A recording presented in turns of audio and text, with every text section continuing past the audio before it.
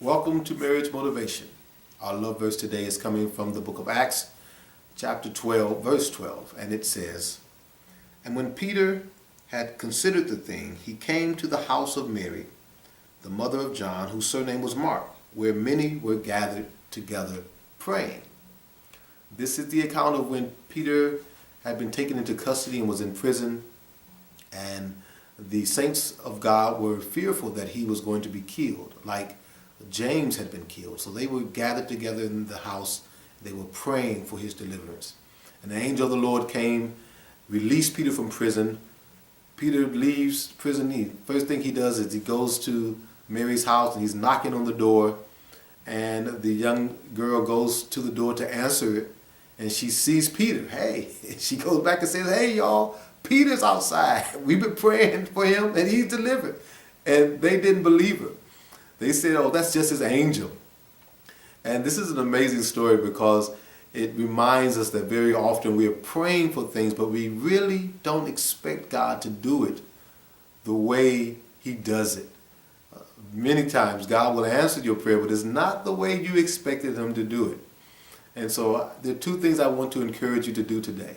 Number one is to keep a prayer journal or a monthly prayer list. Put it on your bathroom mirror or even on your refrigerator so your family knows what we're agreeing for, what we're believing God for, that we're on one accord for this thing. And when it happens, you can even go and check it off so your children know that, hey, God did this. We prayed and the Lord answered. So that's the first thing I want you to do.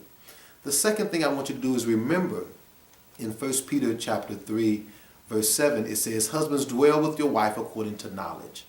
He says that you would honor her as the weaker vessel, and remember that you are heirs together of the grace of life, so that your prayers will not be hindered. So Peter is letting us know that we have to keep in mind that God has given us different graces. Okay, we know that the definition of grace is unmerited favor of God, but there's another side to that, that grace is the power of God enabling us to do what we were created and called to do. So he says here in this verse that we have the grace of life. We are heirs together. We're kings and queens together, and we've been given graces for the life that God has called us to live.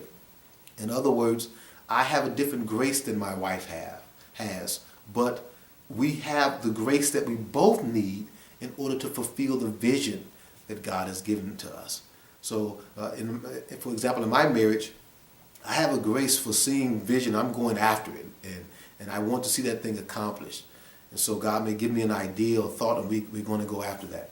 My wife has a grace for details. She knows every little thing that we need to do in order to get to the goal. And sometimes, to be honest, her grace frustrates me because she wants me to help her with the details, and I'm just trying to get to the vision. But I can't allow that disconnect to happen, because if I don't honor her grace, if I don't respect her grace and recognize that she has a different grace than I do, then it will begin to cause discord in our home, discord in how I treat her. And if it causes discord, then it will cause disagreement.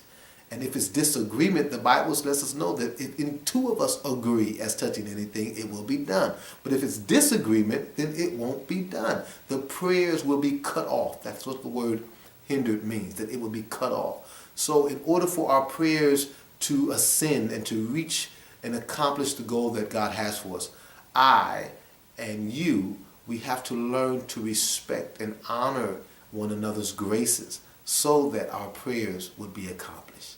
All right, so let's do those two things, would you? Make a prayer list or a prayer journal so that you know the prayers that you're praying and that you're agreeing with one another about. And then make sure that you honor and respect the graces that God has given you so that your prayers won't be hindered. All right, we love you. We pray for peace in your home. We pray for prosperity in your life. And we pray for passion in your marriage. God bless you.